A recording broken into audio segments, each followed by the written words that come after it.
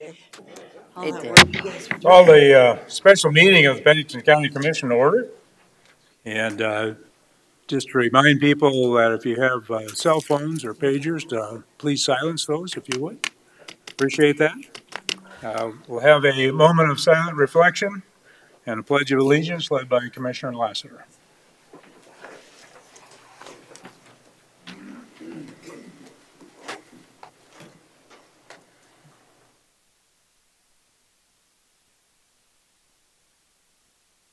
Thank you. I pledge allegiance To the flag of the United States of America and to the republic for which it stands, one nation, under God, indivisible, with liberty and justice for all. Thank you, Commissioner.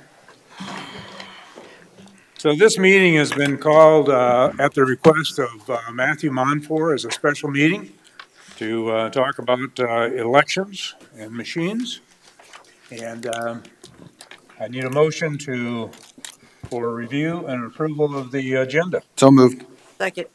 We got a motion and a second. Is there any public comment relative to the agenda? None. All those in favor of the motion indicate by saying aye. Aye. Opposed? Motion carried.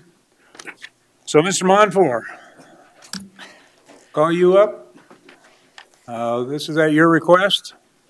So, and I have a list of speakers here that I presume that you provided to us. Yes. Okay. Correct, Mr. Chair. Thank you for allowing this meeting, first of all, commissioners. I greatly appreciate that. I did get just a message now that there was no audio on the Zoom link. Can we confirm if that's a yay or a nay? I don't know if there's any way to tell that. But anyway, regardless, I'll keep going here. We have it. We do? Okay. Who said that? Somebody else? Yes, this is Jeff. Oh. Yes, we have it. All right. Well, thank you very much for the opportunity to have this commissioner meeting. My name is Matthew Monfort. I'm an ordained Baptist preacher. I run Jesus is King mission, which seeks to reform the church to biblical principles as well as society to adhere to our founding principles in America, which we're Christian. I was born in Rapid City, South Dakota. I've lived my entire life except for 4 years, just south of here in Fall River County. Rapid City, South Dakota is Main Street. In western South Dakota, to have issues in your election would disenfranchise not only western South Dakota, but all of South Dakota, because the majority of the population is here. Just a little bit of housekeeping as well. Do I understand correctly that we have the first hour to speak? Okay. Yes. Is that including questions? Because if you guys have the second hour, I would prefer that if we could have it uninterrupted. Because I have these experts that are going to give you information. If you're not asking questions that need a response in your presentation, you have the hour. Okay, appreciate that. Thank you, Mr. Chair. And along with that, for those listening, all questions are rhetorical. So, and then just a number of housekeeping issues. I did get your email and the NPR article, and I know there were a few there. And I did send a reply. I checked. I did send a reply that I'd gotten it last time, so I was not ignoring you. I think we had addressed that. So, and pertaining to the details. So with that being said, I'm going to go ahead and begin the presentation. Okay, so just to set our point of view, as you can see, there's many citizens here today, that the election system is broken beyond repair. I know that you guys may disagree with that. The NPR article that I was given by Mr. Rosknecht specifically used the terms election deniers and conspiracy theorists. And I'm also a young man. I'm 28. I get it. Maybe you're duty to just assume that I'm young and naive and perhaps irresponsible in some ways. I'm aware of that, and so I'm going to be trying to be succinct to the point and based on facts and credibility. So we think that, as of course the common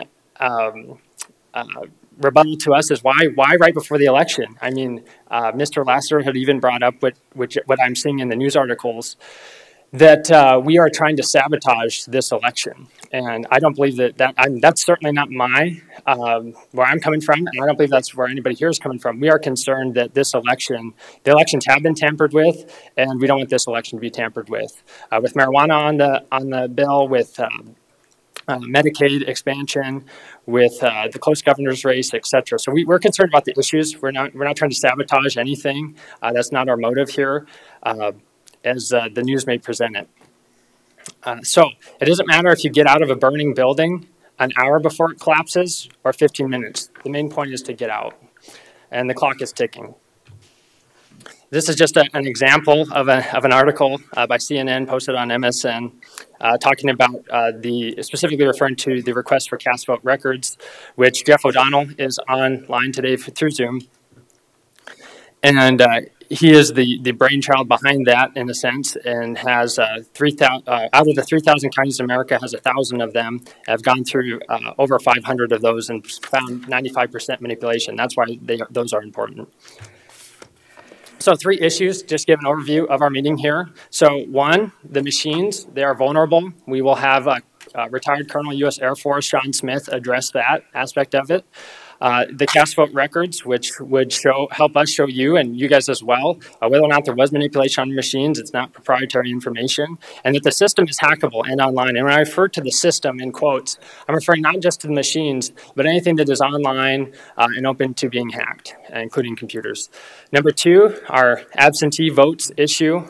With regards to mail-in in Pennington County, America's Way, 514 America's Way, 316 Villa Drive. And of course, the residency statute is in question. And then number 3, we don't trust the South Dakota Secretary of State office or ES&S. There's a typo there. But we do not trust the South Dakota Secretary of State or the ES&S. And I will provide reasons why that are not based on speculation.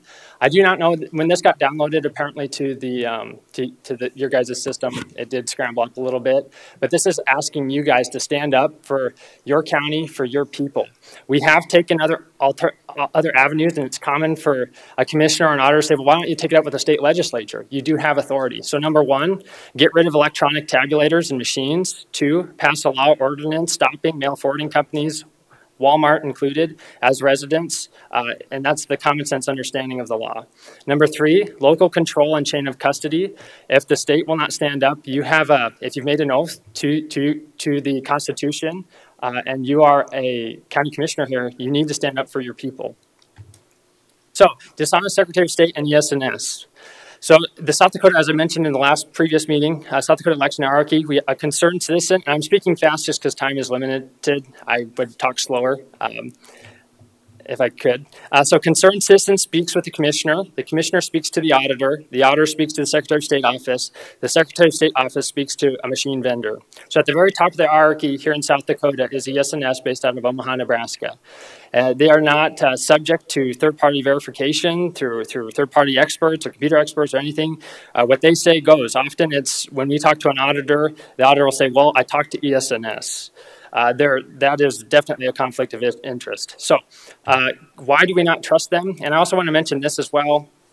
I think we addressed this at the last meeting that about public comment, that there's a Class 2 misdemeanor for not allowing that at a county commissioner meeting. And then the public participation conference meeting, which is happening through Zoom. So those have been addressed, but that's for public record. And before I get in this is the email that was sent out by Chairman Drews to, I understand, the county commissioners, all county commissioners in South Dakota. And that got relayed to the auditors, or it was sent to them as well. I don't want to misrepresent you, so it could be either or, but for the sake of time, we'll keep moving here. Saying that Matthew Monfort, was spreading baseless allegations. And it also specifically mentions that the auditor for Tripp County was not in favor of hand counting. I don't believe I presented any baseless allegations. And if you're referring to the interview that we had with the Wideners, who are from Tripp County, in which Tripp County did vote to hand count, from what I understand, I did not say that. If they did, I don't know how they phrased that. So I did not particularly say that. But this is the email that's been shared throughout South Dakota.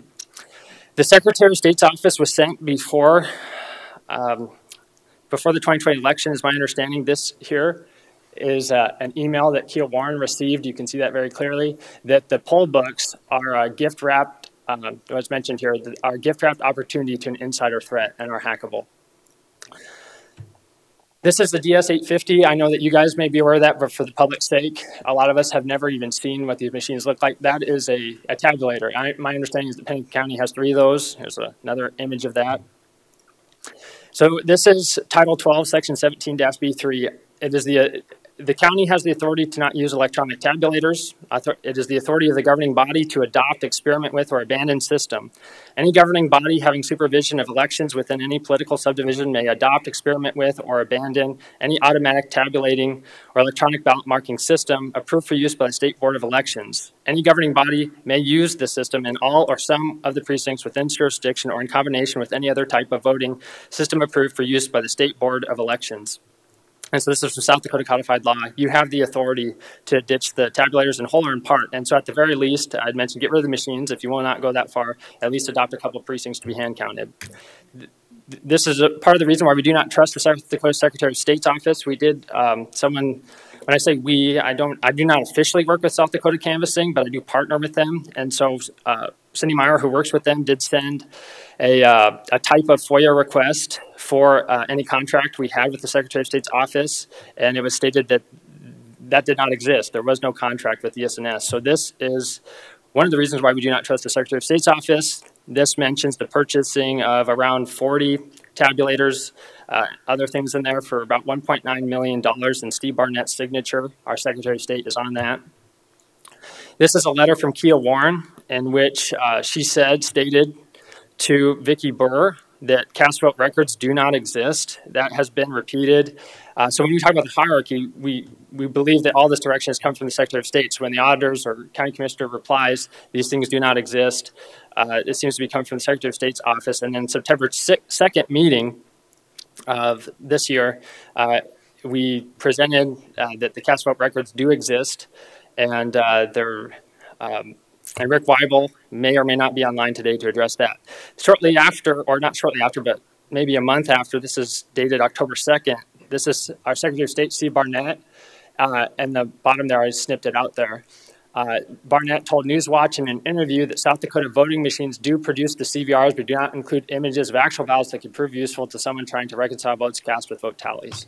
So I was addressing that. This is a press release. People keep asking about affidavits. Cindy Muller received affidavits a month ago. This is some redacted ones here from South Dakota. Exhibit 1 states 2022, Mr. Stube stated he does not live in South Dakota, but is a full-time RVer. Mr. Stube stated he did not vote in the 2020 general election. However, the South Dakota voter rolls record a ballot was cast for Mr. Stube on 11/3/2020. And I know that time is short, but I would encourage you all to, however you need to get that information from Cindy if possible, so you can put your eyes on it. The South Dakota Secretary of State's website seems to jump around here and there. This here is talking about South Dakota Secretary of State website on April 2nd, 2021 shows 427,000 ballots cast in the state. And then the total votes for the county was 422,000. That's no reconciliation by, irreconciled by 4,920 ballots. And then it says South Dakota Secretary of State data from September 22nd shows 428,000 total votes. That's 972 votes over. And then the bottom one there from December 21 is 455 votes under. We've repeatedly hear that these machines are not capable, or it's not practical or possible for them to connect to the internet. There's no modems, etc. I was informed that this is an example of a modem, a modem with a Verizon SIM card from Antrim County. My understanding is that they swore up and down these things were not connected to the internet, and they were able to open it up and find one. I was informed that you guys, or a number of commissioners, had an ES&S rep here a week or so ago that it did an update. I'd be curious to know what that update is, if we're able to get that through FOIA. Also, a machine was opened up, and I was told that a number of commissioners, if I heard correctly, opened that up and looked, and they said, see no modem. You, as an IT, would need to be trained to find a modem or understand what the modem, they can be very small even. Rick Weibel, who may or may not be on Zoom right now, said you would even have to follow the circuits. It's not just your average guy that would be able to find it. So that's a color image of that. from Patrick Colbeck. This is a DS400. This is out of Antrim County, Michigan, with Matt DePerno as lawyer. And they had forensic experts, if you will, come and look at the machines. This had to do with an ES&S. It says DS400. And then the Election Assistance Commission, this was reported in Politico, which is not a Trump conspiracy theory group. And once again, my objective right here is just I am showing you that at the top of our hierarchy, ES&S and the Secretary of State's office have shown that either they're confused or they're dishonest.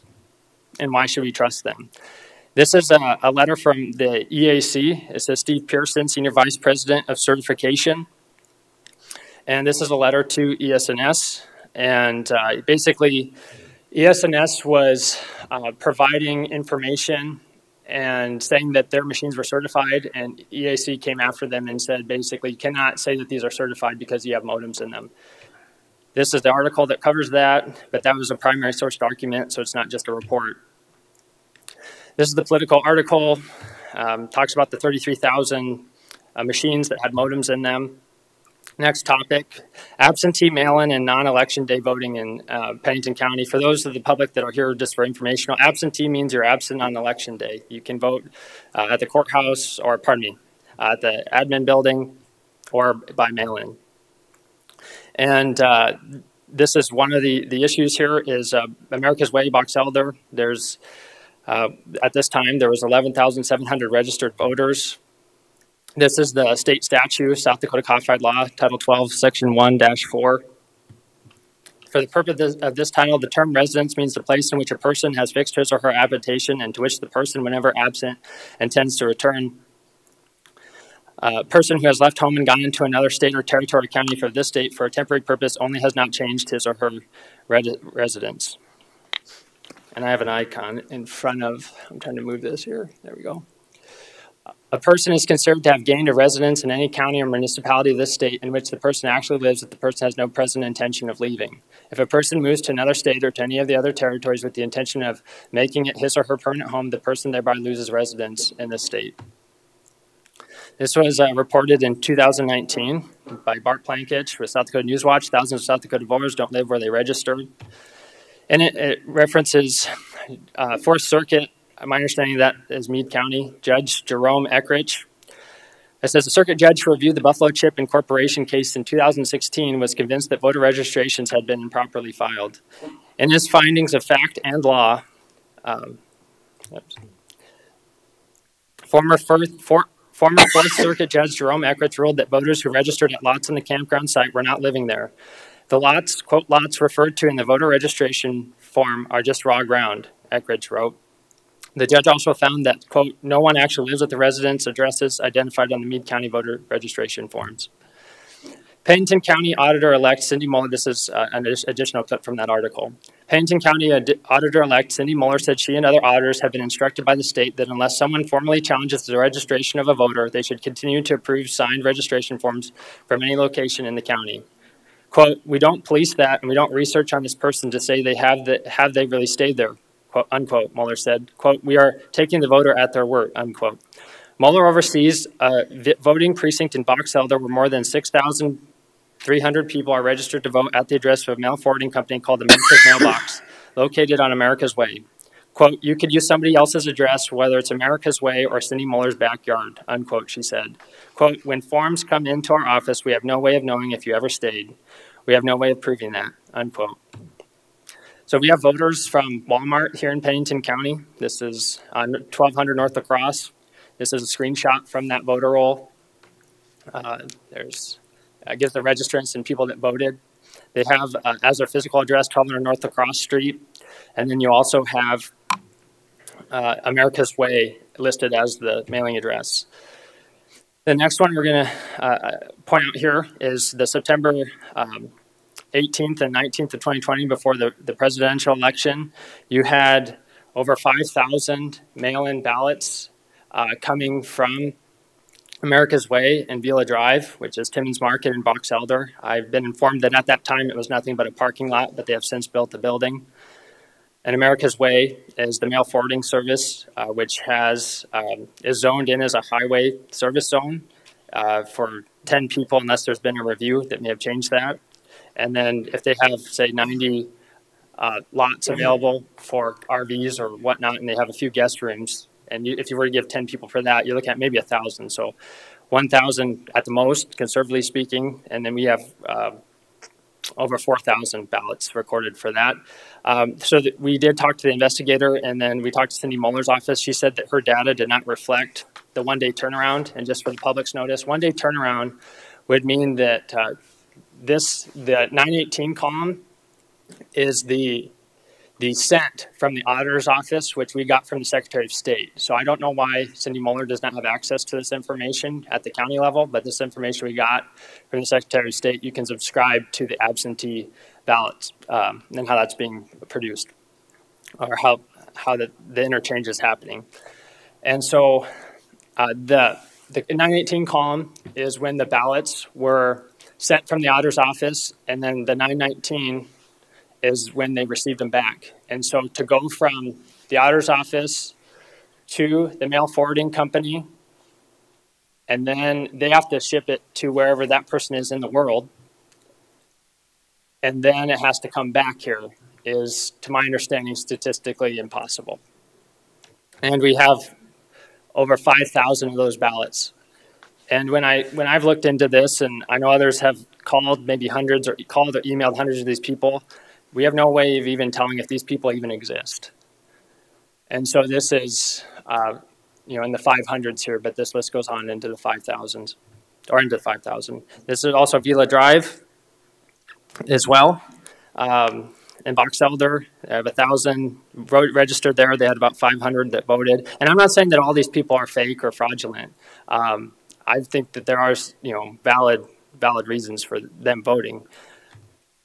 It's the Box Elder zoning map as a highway service zone. There's a zoning code. For sake of time, I'm not going to go through all this in depth. This was from South Dakota at large. We searched PMB and the mail address. We found 25,000 registered voters and 11,000 voted. I don't know why people are voting from post mail boxes. And with that being said, I'm going to move on to our experts that are here today. And so Dr. Douglas Frank is here with us today. He's a world-renowned physicist, data analyst, and a Nobel Prize nominee. And he's been modeling elections and pandemics, et cetera, for many years, decades. I believe the number he's used is 40. And so this is his data for Pennington County, and I'm going to let him address this. If that's okay, Mr. Chair. It's okay. Right. Yep. Thanks for having me. I spent time with you, Travis. It was a good conversation. Just give us your name and where you're from. Sorry, I'm Doug Frank. I live near Cincinnati, Ohio. Okay. Although where I'm from this year, I've only been home 4 weeks because I'm traveling the country. I just came from Wisconsin, whose elections are in a wreck. In fact, the Speaker of the House, Speaker Robin Vos, announced in front of 10 television cameras while I was there that they have widespread fraud throughout their state, and they've had so many investigations. It's a wreck. So that's my specialty. I go around and I help communities find the fraud, and that's what I'm here for. And I'm delighted to see that Matthew has uncovered the situation with your mail forwarding service. That's a huge issue. It's a chain of custody issue. Anyway, he's asked me to talk about this. So let me tell you what these data are. What happens is you can ask the Secretary of State for a list of everybody who is in your county. And you can get the ages for most of the people in that list, not today, because you've passed a law where you don't give the birth dates for the people anymore. However, most of the people in the rolls, 85, 90% of them, have been in the rolls before. And we have old copies of the rolls, so we can get the birthdays from that. So that's what you're looking at. You're looking at data from the 2020 election. The blue curve at the top, I guess there's a mouse here. Good. The blue curve at the top is the population from the 2019 census. It's the closest census that you had during the election. And then the black curve is who those rolls, if you download from the Secretary of State, by age, how many people were registered in your county, Pennington County. And you notice that, for example, over here on the right side, that you have more people registered by age than you have people by age, starting at about 70 years and older. So that's an interesting thing to note right off. And then here, the red curve is from those same rolls from the Secretary of State, showing you how many people of every age have voted. You notice that it drops off rapidly in the bottom side. Why? Because the 18-year-olds weren't voting in previous years, so we don't know those. So if anything, these curves are lower than you would expect, but predominantly down here. So the fact that this black curve goes over the blue curve when it's actually an attenuated list is additionally alarming. It's even more in the wrong direction. But anyway, back to the red curve. The red curve is who's voted by age in Pennington County in 2020 in general election. And you notice that just about every person above 70 years old voted in Pennington County according to the Secretaries of State records. And that's suspicious. I would expect higher turnouts for older people, but not 100%. And that's what your own state data indicate. That's very suspicious. And so what we like to do, I like to send people out canvassing. And what do I mean by that? We send them to doors. We say, knock, knock, knock. Hi, Mr. and Mrs. Smith. You know, how long have you lived here? How many people are registered here? That sort of thing. And when we do that, especially when we canvass in this region up here above 70 years old, we typically find 1 in 3 doors we knock on, we find people that aren't real voters. Now, it's a little tricky for you because we think a lot of these older voters are your mail-in service, and it's very hard to even find them. So you've got a situation where you've got a whole bunch of ballots coming in, and you have no way of confirming whether they're really from who you think they're from. So anybody, exaggerate the situation. What if you had 100,000 of those? Well, that's more than your own population, and you have no way to know whether they're real ballots or not. That's an alarming situation that Matthew has brought to your attention. But that certainly, I would expect several of these votes up here to be of that sort of thing. The other thing that's in this curve, so notice that so far in this graph that I've shown, the top blue curve, those are just data from the United States Census. The black curve is data from your Secretary of State. The red curve is data from your Secretary of State. I haven't done anything except show you data so far. But the light blue curve underneath that red curve is my prediction of what the red curve would look like. And over here, the R factor, the 0.993, that's how good of a prediction it is. If my prediction had been perfect, that would have been a 1. If my prediction were completely random, it would be a 0. So an R factor is from 0 to 1. It's a statistical number. So for me to be able to predict your election that accurately is alarming. Now, how can I do that? What am I doing to do that? Well, it turns out all I have to do when I come into a new state is I look at one county. I just look at one county, and I look at the relative proportions of all the voters. What's the relative proportion between 18-year-olds and 19-year-olds that voted, or between 19 and 20? And once I do that for one county in a state, I can predict all the other counties in that state to this degree of accuracy. And that's not natural. That's not a natural phenomenon. In places where they don't have internet, in places where they don't have connected machines that are all connected and networked like this, I can't predict it. I can't predict who votes in person. I can't predict who votes by mail. But in your place, I can predict. That's very suspicious. So I agree that this is circumstantial evidence. This is not proof of fraud, but this is highly suspicious behavior, which it's smoke, so you look for the fire. So that's what we do. We start, and some of that canvassing is going on in your community now. And so what's going to be happening is we're going to be bringing you case after case of fraud. And so if you sort of look at your future, you're going to have to explain how come you have all this fraud in your elections and you didn't know. And so as we do that, then as that case mounts, you're going to be facing the situation. How did this happen to us? And I want to be clear, we're not accusing any of you or your clerk of any malfeasance. I don't think any of them, Mr. Lassiter and I and Cindy, sorry, had an excellent conversation, and I thought I made it very clear that we're not after you at all. We don't think you are guilty of anything. It's sort of like if someone hacks into your laptop at home, we don't blame you for that. That's bad guys on the outside hacking in, and that's what the situation that we think you're in. We think you've made yourself vulnerable to this sort of manipulation by using these electronic machines. That's one half of the equation. And then also that you're using the electronic registration system of the state simultaneously all at once. It opens you up to that. Do you want me to go on to the next slide? Yeah, yep. Just, This one, there's been question about this. So it's, when we download the data from the Secretary of State, we have the data we have are dated January of 2022. When we downloaded those data, if you just go through and say, it lists every voter who's registered there and whether they voted or not. And we can take Pennington County and look at it. And let's say you just go, this person voted 1, this person voted 2, this person voted 3. And you just go down and you count up how many people are recorded as having voted in Pennington County in 2020, you get a total of 62,366. That's just simple addition. It's the list the Secretary of State gave us, and you just count them up. And I'm not the only one who's done that calculation. People in other counties in your state have done that same calculation and come up with the same number as me. So I feel pretty confident in that number. It's just addition. Count them up. There's a bunch of names in the list. How many of them voted? Now, if you look at the Secretary of State's website where the county canvass is reported, what the official number is, it's 58,047. So the question is, whose votes? There are 4,319 people who voted. You admit they voted. You've got it in your rolls as voted, but you didn't report their votes. You didn't count their votes. 4,319. We want to know who those 4,319 people you didn't count are. That's a very interesting question. So in other words, it doesn't reconcile. What you report in your records and what the Secretary of State reports as the total number of ballots cast and counted in your county doesn't match the rolls your own Secretary of State gave us.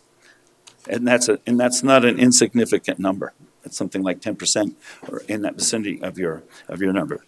Next, should I do the next one? Or you wanted me to talk about the censor, huh? yeah, and address the, that's what they do, the. Logic and accuracy test? Okay. So I've been asked to address two other things. One is, Matthew mentioned about the ES&S machines that were shipped around the country unbeknownst to the recipients. This happens to me all the time, where I meet with clerks and they swear up and down, our machines are not connected, our machines are not connected. I don't think they're lying. I think they think they're not connected. However, I work with Mike Lindell, and we have recordings of the actual internet activity happening into your machine, so we know they are connected. But I have another way we can test, and I carry this sensor around with me.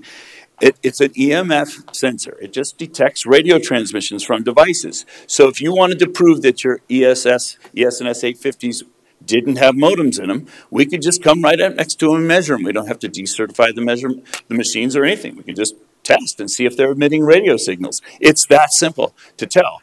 Now, the thing is when I talk to the ES&S manufacturers, when I talk to the county clerks, most of them are connected and they know they are connected. So what the story usually is with ES&S is, and why the Politico article was written and why the EAC, the Election Assistance Commission, caught them, is when they sell you one of those 850s, they'll tell you this machine doesn't connect to the internet. But that doesn't mean they took the modems out. That means they turned them off. And all software programmers understand what that means. It means that there's a software bit that you flip that turns the modem off. In other words, software can turn them back on. So every time that you bring a new thumb drive and plug it into that machine, you could be putting in software that turns it back on. Or it could be resident software. The point is the machines are internet capable. Even though they may not be connected to the internet at this moment, that doesn't mean they're not internet capable. All it takes is the flip of a bit, and who knows when that happens. So that was that issue. And the other issue Matthew asked me to address was the logic and accuracy test. Excuse me. So every programmer knows this. When you write a program, you can make the program behave differently today as you make it behave tomorrow. So when you run a logic and accuracy test, you're testing all your machines and you run balance through it. So this asks the question rhetorically. How do you know that the machine is behaving the same way on election day as it was during your logic and accuracy test? And when I ask that question to people, sometimes they say, well, we tested again after the election. I ask the question again, how do you know because every computer's got a clock in it. It knows what day it's running, okay? So how do you know the machine is running the same way on election day as it was after or before? Unless you're running logic and accuracy tests all day long, intermittently, randomly during the election, you don't know if it's behaving the same way. So logic and accuracy tests, I don't mean to be derogatory, but I just feel like they're a dog and pony show. They don't really do what you think they're doing. It's not like you're proving that the machines are safe, because they can behave differently today than they do tomorrow, simply based upon the code that's in them. So I think those are the topics. Yeah, very good. Thank you for your time. Thank you. Sean Smith, are you with us right now? I am, although that sounds like a little bit like a seance. Okay, I appreciate the humor, friend. Thanks for joining us. So you've got about 5 to 10 minutes to address ES&S machines. We use DS-850s here. This is U.S. Air Force Colonel retired Sean Smith with over 20 years of experience in the Air Force, who basically oversaw the protection of our most advanced weapon systems. So Colonel Sean Smith, please join us now, if you will.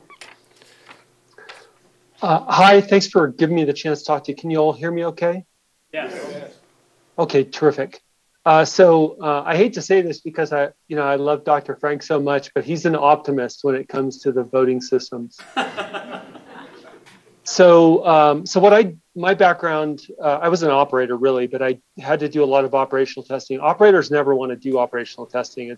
You have to touch the acquisition system, and there's no thanks in it. Basically, the best thing you can do is be universally hated because you've told the truth, but your job when you go into that is to tell the truth no matter what, because it's your chance to protect the people that you've trained and work with from getting systems that can't fight or can't survive or can't be maintained.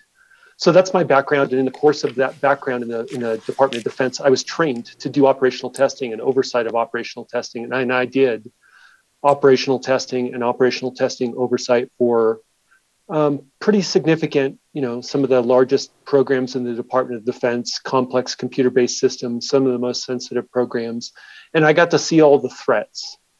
Because operational testing, unlike developmental testing, your job is to see if it really can fight in the face of the threat and survive. And so you have to understand and be able to present realistic threats in testing. And so because of that, and because of my other experience, I became very familiar with the cyber threats, in particular to our weapon systems. And it's because of that when I look at our voting systems.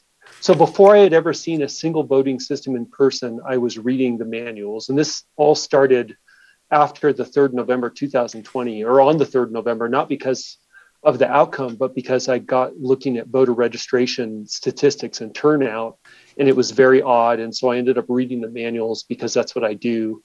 And then I read the test plans. And when I read the test plans and then the test reports, I was certain that we are unprotected. And I assure you, we are unprotected. The voting system certification testing is an absolute farce. They have covered up the insecurity and vulnerabilities. And really, when I say insecurity, I don't just mean the systems are vulnerable. I mean, these systems cannot be secured.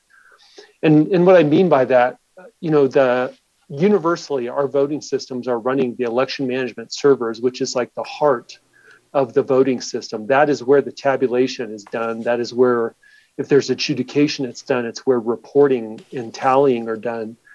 Universally, they are running these on computers that are sourced from entirely or assembled in or from components made overseas.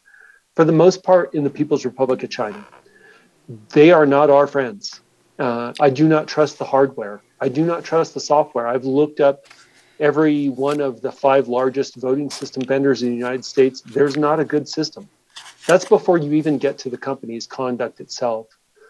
Those systems systems are using these components and computers that have been manufactured overseas with no supply chain security, which means they could have done anything to them. And this is why I say Doc Frank is an optimist, because as a tester, I look at logic and accuracy testing, or LAT or LNA, depending on where you are, as a sort of kabuki theater. It is an artifact of a time frame when we were using mechanical or electromechanical voting systems, and even then, you could not detect many of the errors. I mean, the very first voting system in use in the United States was the chute machine, and you could cause it to miscount votes by jamming graphite, pencil lead, into the gears that were incrementing the votes behind the front panel. So you pull the lever and it looked like it counted the votes, but it didn't. You would never have seen that in the logic accuracy testing.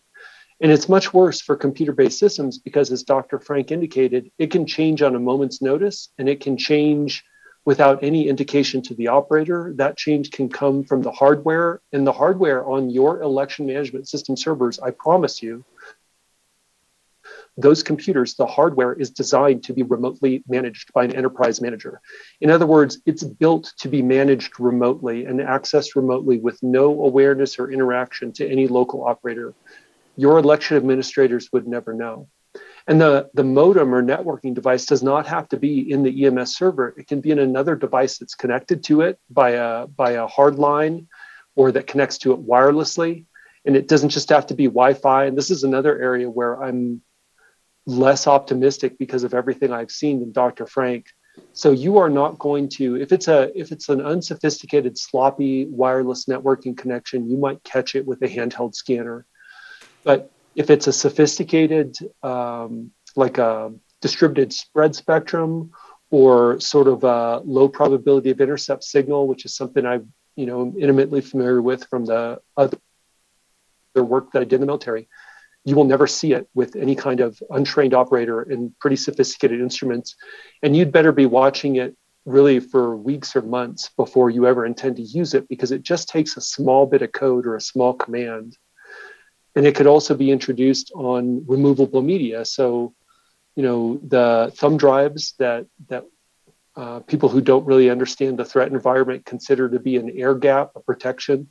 The Department of Defense does not consider air gapping to be a protection any longer. It doesn't keep you secure. It can only buy you time. And you need to do a lot of things in combination with it.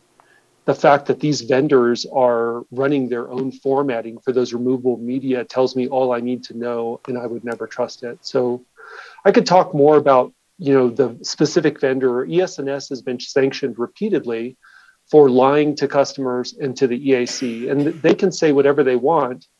I would say that EAC did not really catch them, that essentially a couple nonprofit citizen groups caught them, and they brought it to the media's attention. And because of the media's attention, Jerome Lovato, who I also don't trust and came out of Colorado at the EAC, then sent a letter to ES&S and said, hey, you have to stop advertising your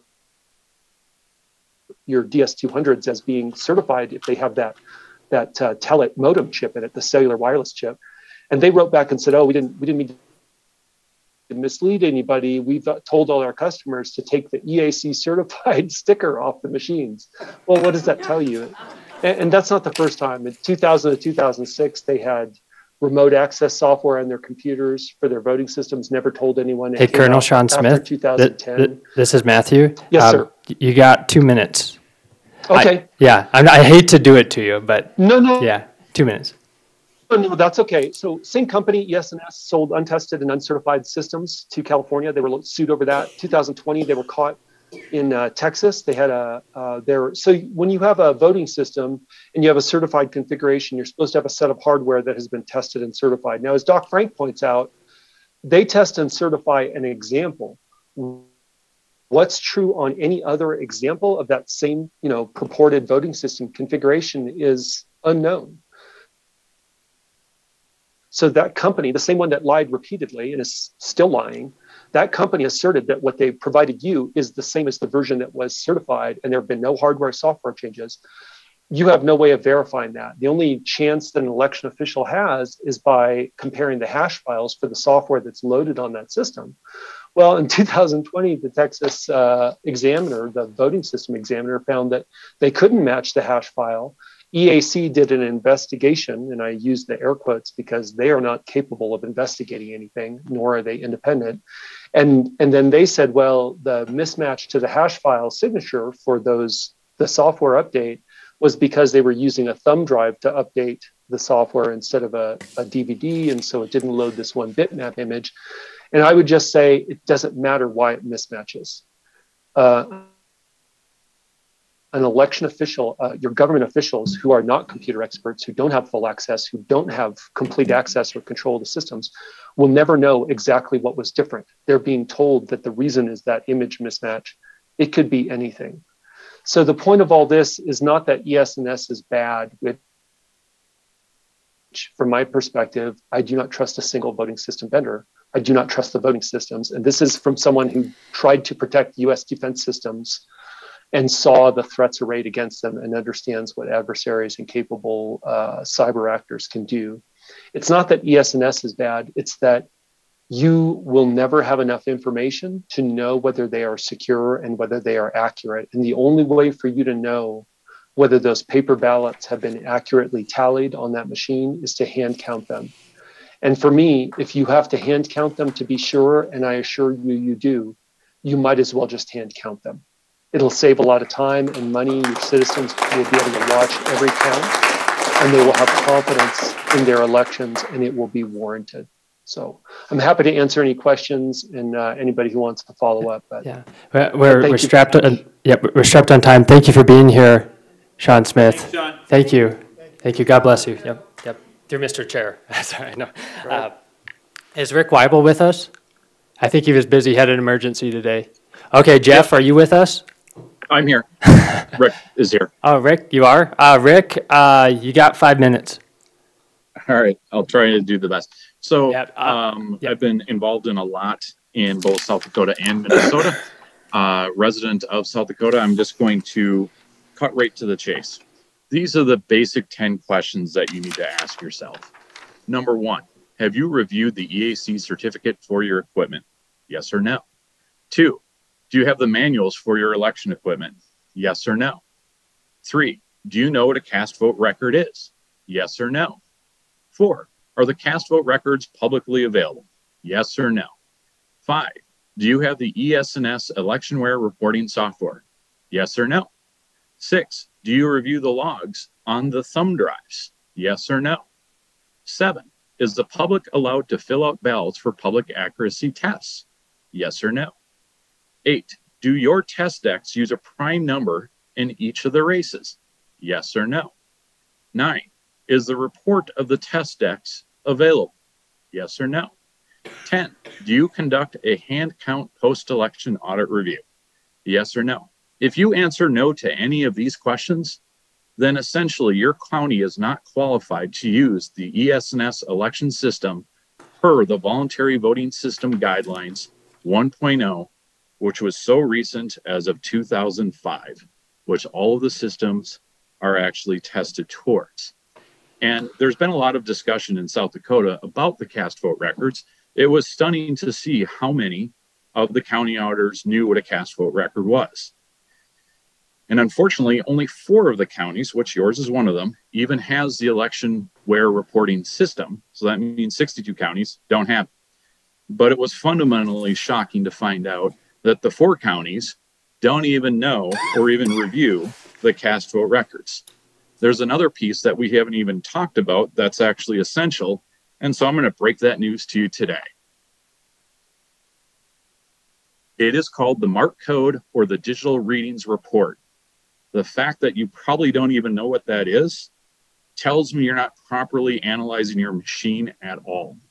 What that is in plain English, it actually records every single oval and gives you a score, which is based upon the number of pixels in every single one of those ovals. And you should actually be reviewing that. We should actually be conducting an audit of it. The fact that this is probably the first time that you've heard of it is blatantly obvious that you should not be running the machines. The fact that we've had discussions with the Secretary of State of South Dakota, and the elections director, as well as ES&S, and the three of them could not tell a straight story regarding the cast vote records is absolutely stunning and should cause the entire state of South Dakota to take a giant step backwards and at a minimum count all of the ballots to ensure the integrity of the elections. When we have paid officials who are supposed to know more than me 1 minute. in conducting the elections, and I'm the one out there in front of the legislature explaining what a cast vote record is stunning. I am here to help re-educate the entire state of South Dakota, raise the bar, do the right type of testing. And I'm proud to have had good conversations with one of the commissioners who actually has some points and some legislative changes and some recommendations in the packet here today. And I applaud that, because this meeting is about what do we do to ensure the integrity of our elections. And so I'm glad that's part of this packet. So I won't take up any more time, but I will be available for any and all questions. And as an asterisk, I'm familiar with the Canoic ink poll pads. I hacked the ones in Minnesota in 2016 in Hennepin County. I did a security scan in 2020 and 2021 for both Minnesota and South Dakota. Both Secretary of States were completely wide open and the voter rolls were completely exposed.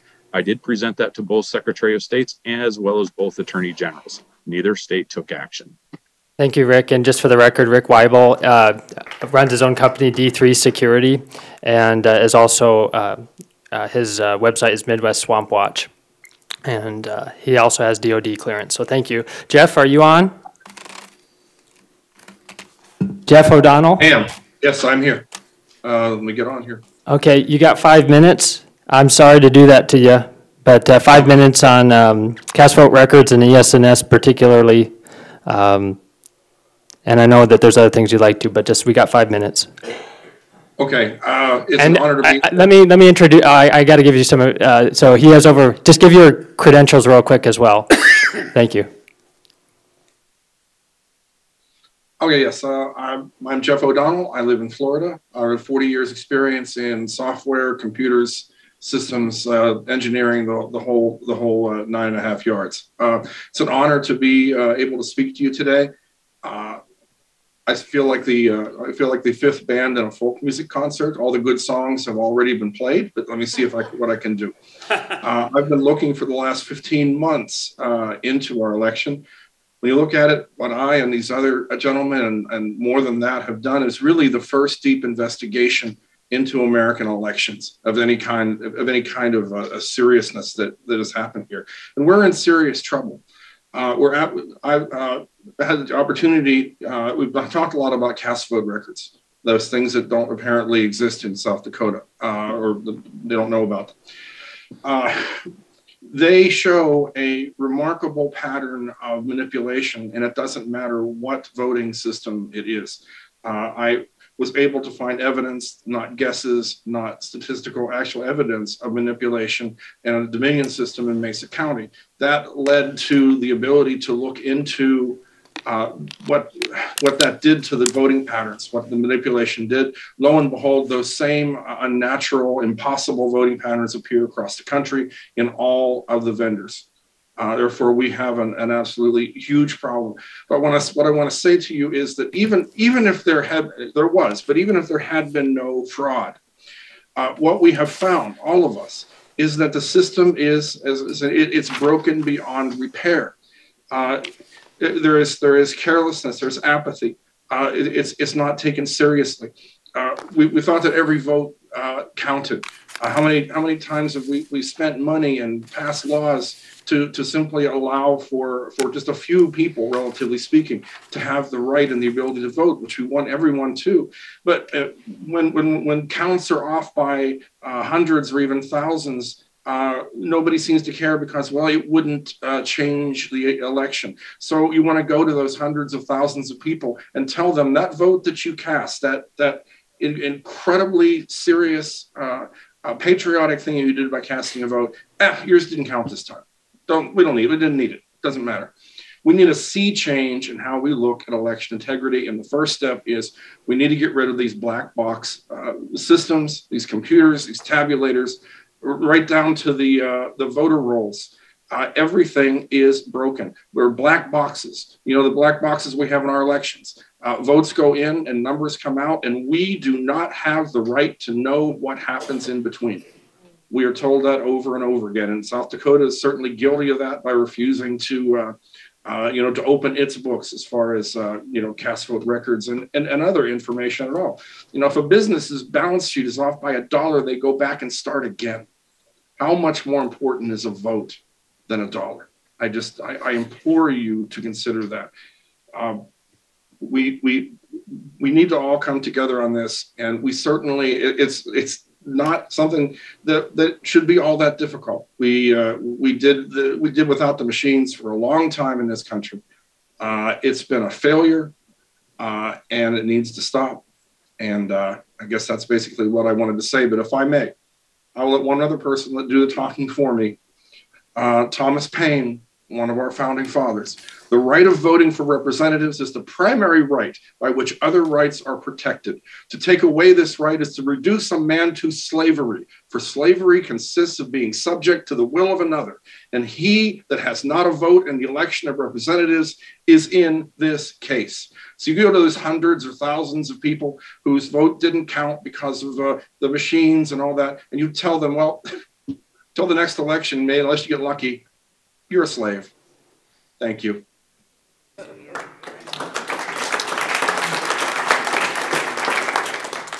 Thank you for that. Jessica, are you on? I'm here. Can I screen share, please? She needs to be allowed to do that. That would be in your settings, Joanne? She has to screen share. That's different. Yeah. It's turned off. Okay. I'll start talking while you work. Yeah, you got 2 minutes. Okay. Hi, everybody. I'm Jessica Palama, Lincoln County, South Dakota, state lead of the South Dakota Canvassing Group. And we have a group across the state. It's just 100% volunteer who's poured hundreds of hours, thousands of hours into volunteer work, into discovering what's up with our elections. So I'm just backing up what everyone said about the machines, and the alternative to that is hand counting. And I've heard many an auditor and many a county commission say, well, tell the legislators to change the law so that we can do something about it. Well, I just wanted to present to you, which I hope was in your packet, the state law for counting in the precincts. And actually, it's an administrative rule that says you can count with a tabulator only. The state law actually tells you to count in the precinct by hand. So it's in sections, election code 1215 and 1216. So 1215-14 counting boards in precincts with more than 300 paper ballots voted. You shall have a election board of 5 precinct deputies, and those are the ones that count the ballots. 1216-32 is about the tally sheets. They are used for computing votes. Right now, we only recap the number of ballots. We want to count the votes. 40 seconds. Rules and columns for tally sheets. It's a format. It's all laid out there by state law. The tallying and marking of the votes is the entry of the total votes. And then 1216-41, the tally lists actually govern over the certificate. So if there is a discrepancy, the hand count in the precinct wins. And I just had a 50-second video. If I could share it, may I or not? No. Sorry. Sorry, Jessica. I hate to do that too, but we can't. Yeah. It's okay. I got you.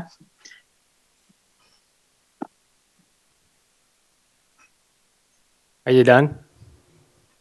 Well, I would just like to say our group has spent over $10,000 of donated money buying the voter rolls and analyzing them and seeing what's going on with our elections. We've proven that there's a lot of reason to 10 seconds. And the least we can do is randomly count, choose a precinct on election day and hand count just to verify that machines are correct. Thank you, Jessica. That was Jessica Palama with South Dakota Canvassing. I'm not being paid to be here either. And to Mr. Chair, could we get a show of hands of how many people here would be in support of these changes that we recommended? It looks like most of the room. So in closing, with 30 seconds left here, 30 years from now, if you have children or grandchildren, do you want to be looked at as a man of courage and a hero, or a traitor to your country? And we've provided experts. You guys have no experts. The Secretary of State has no experts. This is like driving a high-speed, high-dollared car and being blind. Please make these changes. In Jesus' name, amen.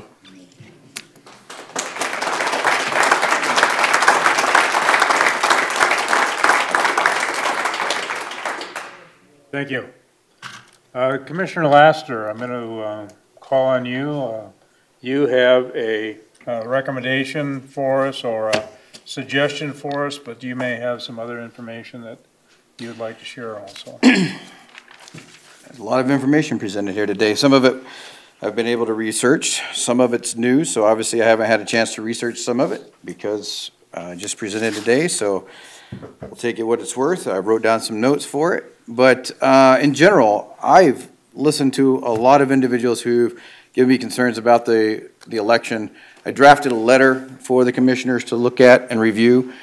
Many of y'all, I've already talked to some of y'all about it as well, so y'all have an idea of what this particular letter has in it. And Chairman, would you like for me to read that so that the public can at least all be aware of what I've proposing?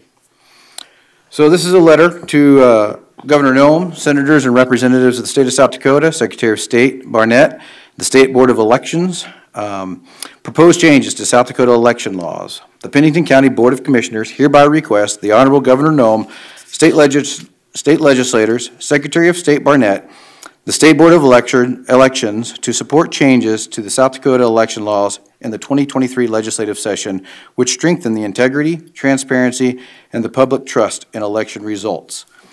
The election law changes requested are as follows. Establish a post-election audit committee or establish a post-election audit criteria for the state. Within that, establish a criterion of 10% of each county precincts to be hand-counted after being machine-counted so that checks and balances can be performed on the accuracy of the electronic tabulating devices, and to ensure any recount must be completed by hand as a secondary check to the accuracy of the tabulating system.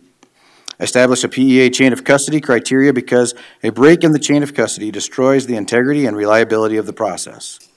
Review the National Association of Secretaries of State's recommendations to ensure measures are in place and taken that follow our state laws and regulations.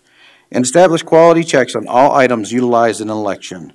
Contracts for electronic voting or tabulating devices must include machines must be opened and inspected by the Secretary of State's office or designee to ensure machines are in compliance with state law.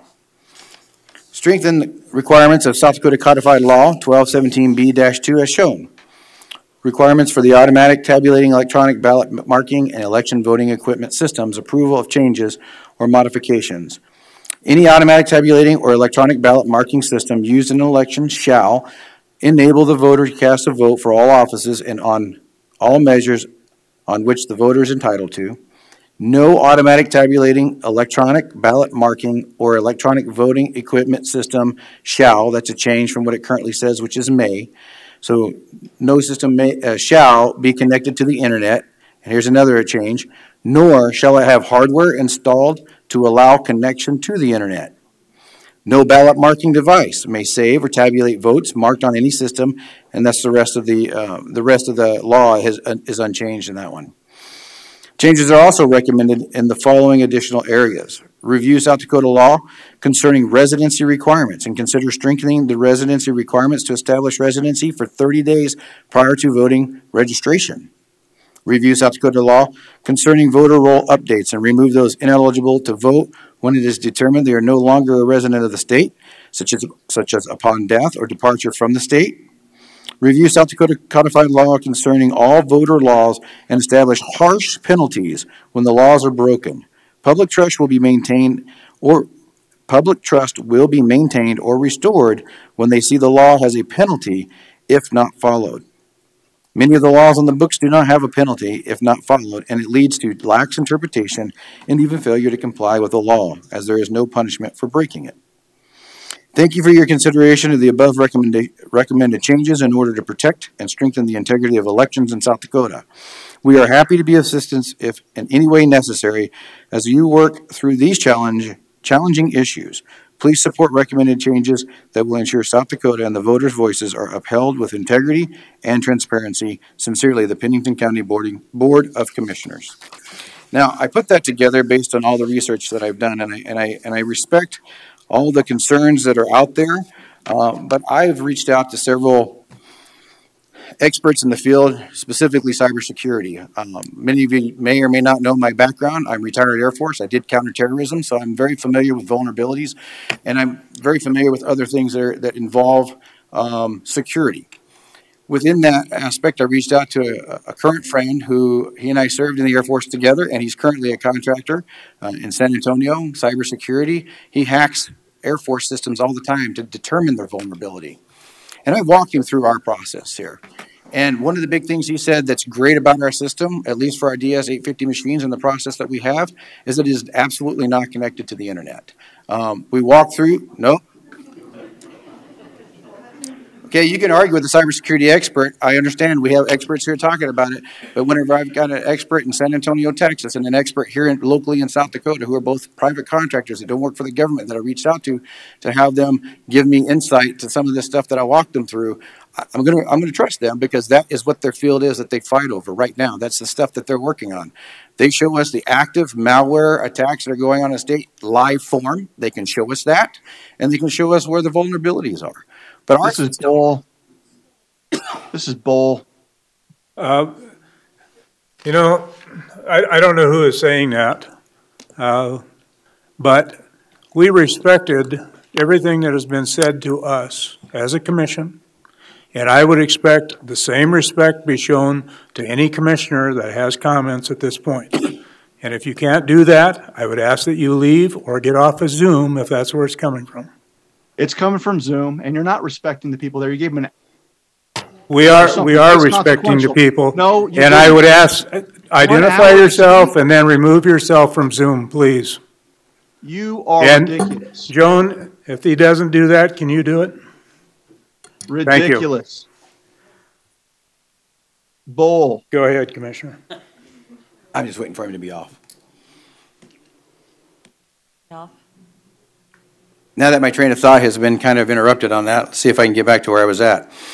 Point being is, Mike, one of our IT guys, and Lori, they also were able to look inside that machine. They told us they were able to look inside that machine and they could verify. I trust an IT person that works on our equipment here that it does not have the capability to be connected to the internet. We have a system that's designed to protect us from those vulnerabilities, just like the Air Force does. Our aircraft, if you think everything can be hacked, there's a reason why our aircraft is very secure. It's because it is air gapped. And I understand the colonel said that there's no such thing as air gapping, but that's what we do with our aircraft. We make sure that those vulnerabilities are reduced to the very minuscule possibility. I'm never going to say something's 100% because we don't know what the next technology is going to be 5 years, 10 years, 20 years from now.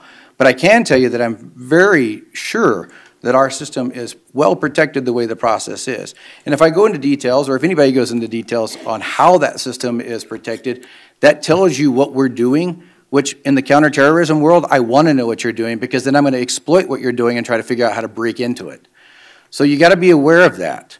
I get it. Y'all want some information. I do believe that we should be able to give you some of the information that you're requesting. And I've been digging into being able to say, hey, can we give you the information? Some of that is CVRs. I had to go find them. I asked from the presenters today for 3 weeks. They didn't bring me this. I had to hunt and find it on my own. I finally found one in Texas that I could get one.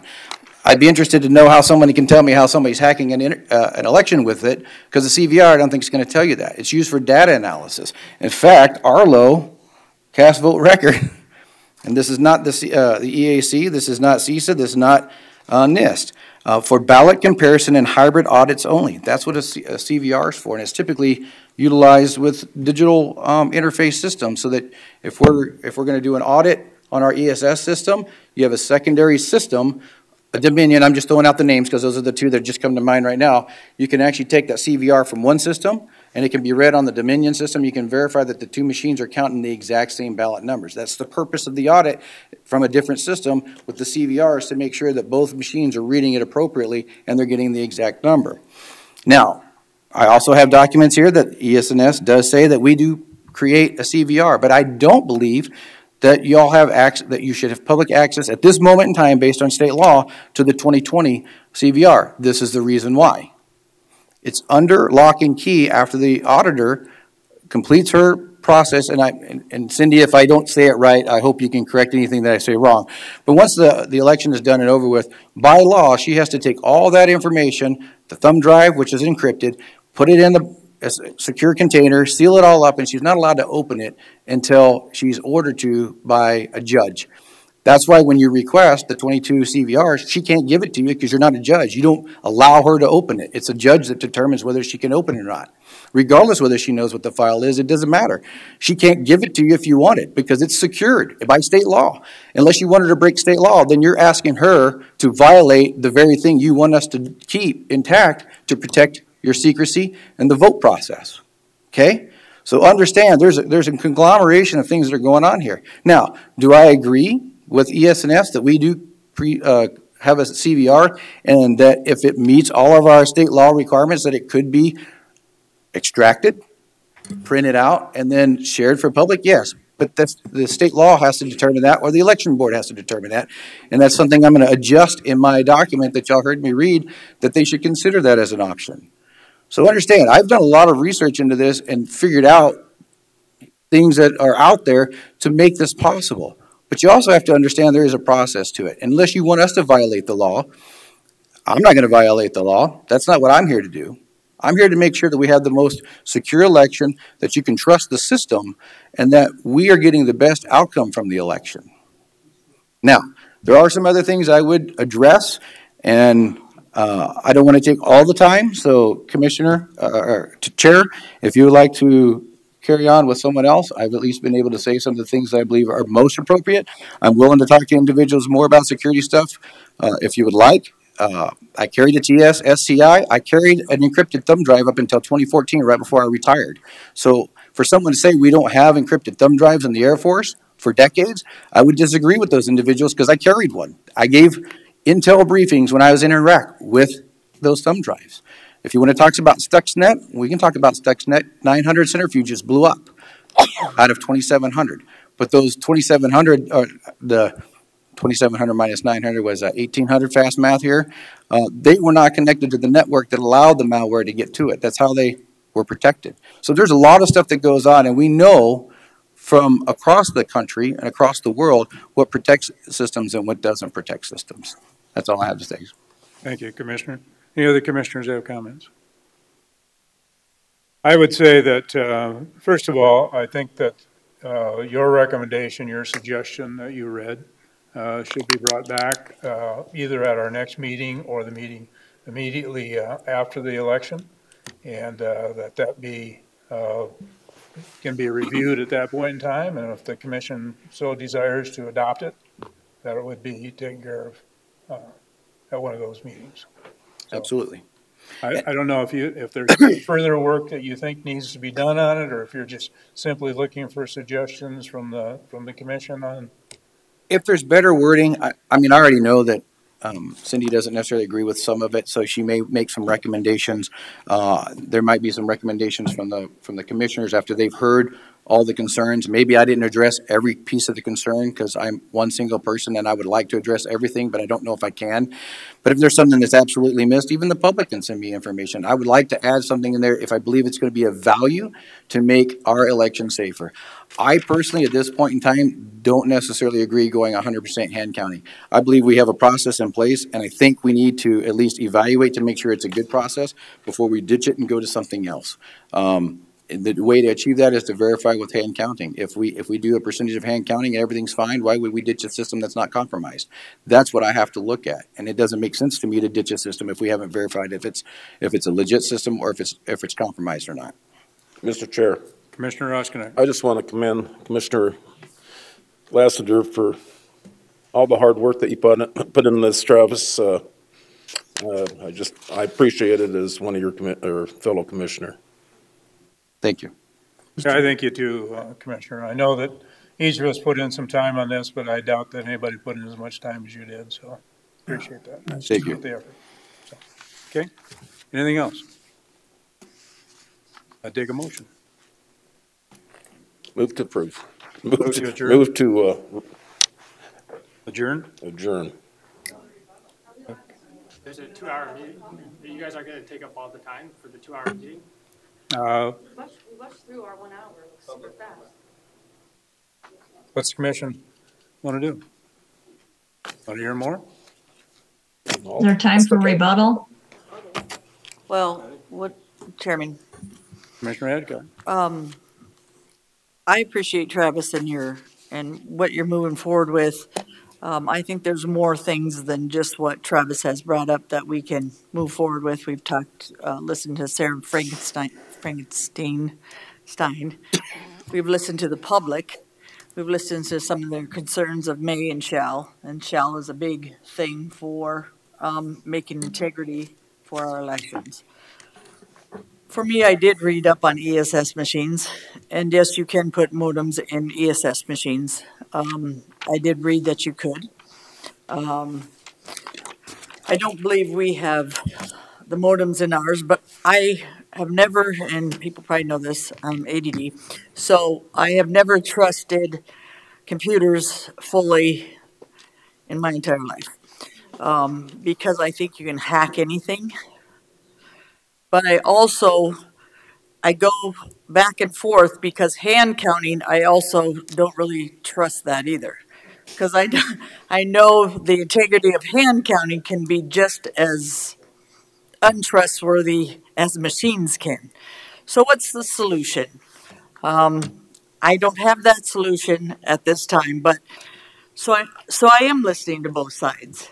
And as commissioners, we are listening to both sides. We are saying, and I did look up statistics like Travis did. I do see data, and sometimes I don't always like things on slides and everything because I don't believe slides. I think you can throw anything on the slide and make it look good. My sister was a teacher. She was a geology teacher. She had degrees. I have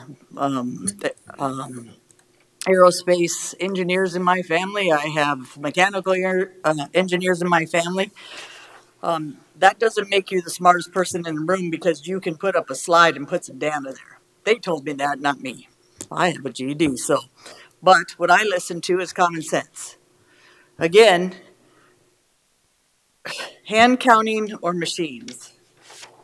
Well, if you look up statistics, hand counting doesn't have as high a statistic as machines do. Based on what you see on the internet, what you see on looking up the data. So what do I trust? Who can I trust? Well, you're going to have to trust somebody in order to do your elections. So you're going to have to trust your auditor, or you're going to have to trust your Secretary of State, or you're going to have to trust somebody. Because you're saying, trust the hand counters. Well, it depends who the hand counters are. And then you're telling me to trust somebody else that anybody can manipulate the system is what I'm saying. So how do we make the difference? Travis just told you some of the solutions. We're trying the best we can to find those solutions as commissioners. We're not trying to cheat you. We're not trying to make the system less. We're trying to make it more. We're trying to say shall. We don't want may. We want Ms. Frankenstein to tell us the truth. We don't want you to say fraud if it isn't fraud, but we understand speculation. We all understand speculation, but for me, speculation, and most people know me, where's the data in fact? Where's the data in calculation where it's truth? Because like I said, I can throw a slide up there. I can throw 4,000 something people up there, but where and what did that all mean at the bottom line? Because I've seen people tell the first paragraph but not the second. Tell the second paragraph but not the first. So it looks like conspiracy theory, holy crap, here we go. It's getting crazy here. because we haven't told both slides, or we haven't told both paragraphs. We only told the first or the second. We've seen people like that all the time, and then we go home and go, oh, geez, they told me the first paragraph, but they forgot the rest of the story. So Sarah said something that hit me the other day. Speculation is different than fact. So we're trying to find the fact as commissioners, and Travis is telling you fact. He didn't make that up about it. He was in the military. He didn't make that up that he talked to a cyber guy. He's a guy that when he talks about something, he looks up more stuff than I do, and I look up a lot, and then I have to call him and go, okay, what'd I miss? So I trust Travis. I can honestly say that, because when I've ever asked him, if I have speculation on Travis, I can tell you, he comes back and he says, okay, this is the fact now, Deb. I didn't speculate that. That's what I like about Travis. Okay, but trust but verify. That's the difference. Okay? So, bottom line is here today, we are happy you all came. We like hearing what you have to say no matter what. Whether we like it or we don't like it, it's not to judge. It's here to figure out what the solution is. That's the bottom line for us. So don't think we didn't listen. We are listening to you, but we are going to try to do the best we can by the facts and information we have today from what you have said, what Travis has said, what the Secretary of State has said, and gather all that information and try to make those changes for Pennington County. That's my bottom line. And from everything I've looked, and I actually went to look at the machines, I looked up the machines, I read on machines, I've been on the internet a lot. Like I said, I'm not great at computer stuff. They drive me absolutely nuts because you never know if it's fact or truth in some of the stuff. But then, again, you've got to start trusting some of the people and some of the things they're talking about. But bottom line is, I appreciate, no, I don't think it's not trusting you. What it is it's about taking what some of the information that you had said, some of the information Travis had said, and finding that solution so it best works for Pennington County and what we're doing for Cindy in this election. That's what we do. We don't discount you just because there might be some speculation there. We try to find that fact from what you said and bring it to a positive solution. So never think that we don't listen, because we do care. Thank you. Mr. Chair. By a show of hands, how many of the audience has served as a poll worker on election day? Okay, good number of you. So there's a lot of things that go on with poll workers to verify elections. Is Mike Richardson in here? Mike, you're a superintendent, have been. Would you mind coming up and giving a little synopsis of what is required of you, what's expected of you at the as a superintendent? Mike, you will do fine. Mike and I served as poll workers in the same precinct at one point in time. Mike has continued doing that, and I visited briefly with Mike today. And you might just explain what goes on to verify the people that come in to vote, and what's expected of you as the superintendent when somebody comes in. And you can talk about maybe a little bit about that it's marked in the poll book if they requested an absentee ballot, and then if that person shows up, what you have to do. Well, the good news is we only have about 30 minutes left, so I'm going to try to keep it short. First of all, I've been doing this. Oops, okay, all right. Yeah. I don't like not looking at them. Address us. Okay, yeah. All righty. Well, I've been working on elections for approximately 50 some years. As a volunteer for candidates, as a volunteer for parties. Then I started doing volunteer work for my union. Then I started doing volunteer work for the county. And then I started becoming election worker about 35 years ago. And I've worked on working on absentee ballots as they come in. You have one Democrat, one Republican who look at the envelopes when they come in to verify that that the person signing it is the person who is on the card. So we've done that. That's a nice long job.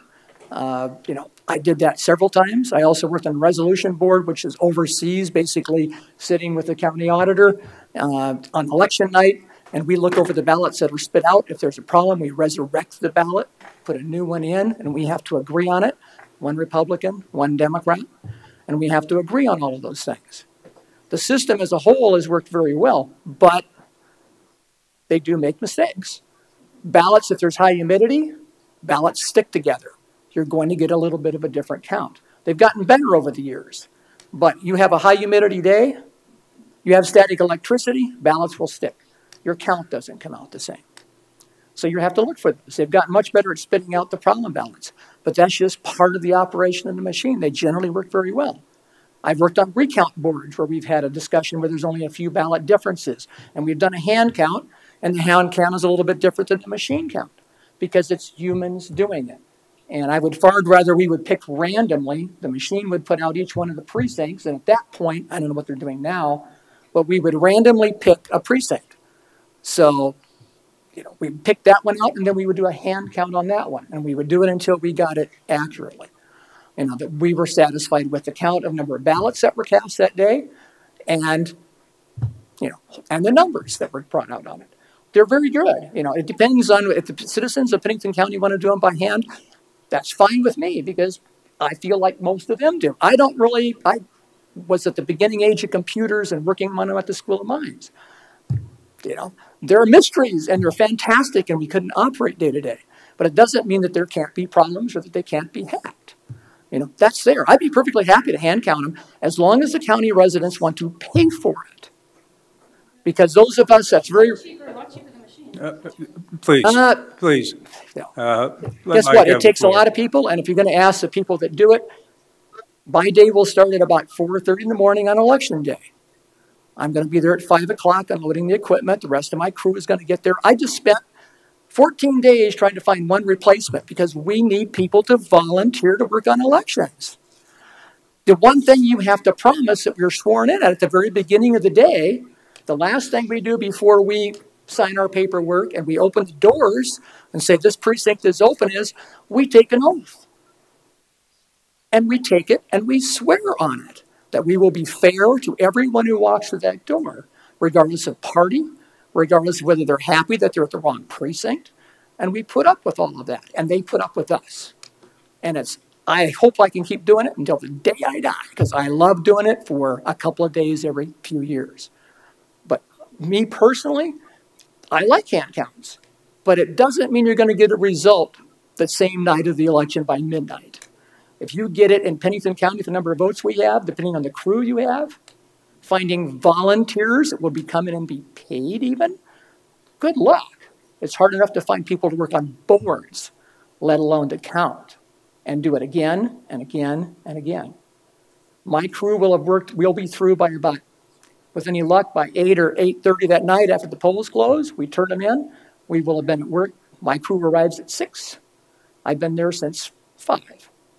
And it's a long day. But if you want to see how elections work, volunteer and come and do it. I'm 75. I made a point of my replacements of getting people, one's in their 30s and one's in their 40s at least. We need people who are willing to come in and do this. And if you want to see how it works, yeah, are there problems with it? I wasn't happy with the numbers that came up with the people who just pick a post office box and they register and vote here. And I know why they do it. The state allows it. They get money for it. They make money off of that by us being a forwarding address, and they don't live anywhere for more than a few months. I know my in-laws did it for 20 years. So we were their drop box. So we know how that works. Am I happy with it personally? I don't like it. And I also know when I look at the population and the number of people that vote, well, our daughter was in the military at 18. And for 4 years, she was registered to vote in Pennington County. She doesn't physically live here, but there's a qualification if you're in the military or if you're in business, you stay registered at that address. And she voted in every election, or so she tells us anyway. So, there are reasons for part of those curves. I don't know, there were thousands of people that are registered that, but they weren't in any census. they're not going to be counted. There are a lot of people that have their headquarters here, but they're on the go they're not even living in state for maybe 8, 9 months of the year, but they're registered to vote here. It doesn't mean they're going to get counted. So numbers are numbers. You have to know what they represent. So I agree with them for the fact I want to make certain that everything is verifiable. And the good news is we have ballots in front of us that we keep for quite a while to be able to verify the final counts on these elections. So I feel secure in the results. We may be off a few, but not the many number. And the Secretary of State gathers the information from the counties. They don't actually count a single vote. That's right. So I guess that's a synopsis of what it is, but I would urge them, I applaud their effort of being curious and being concerned about it. I really do. I've done it for a long time.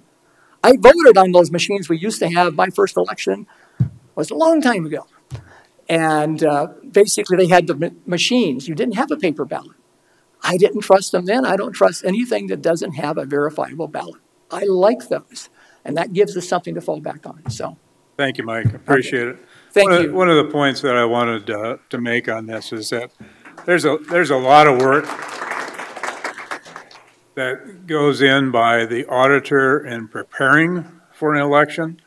I don't know how long they've been working on it at this point in time, but if you go up to their office, you see that the stuff is laid out, you know, for the vote that's going to be taking place in 2 weeks from now.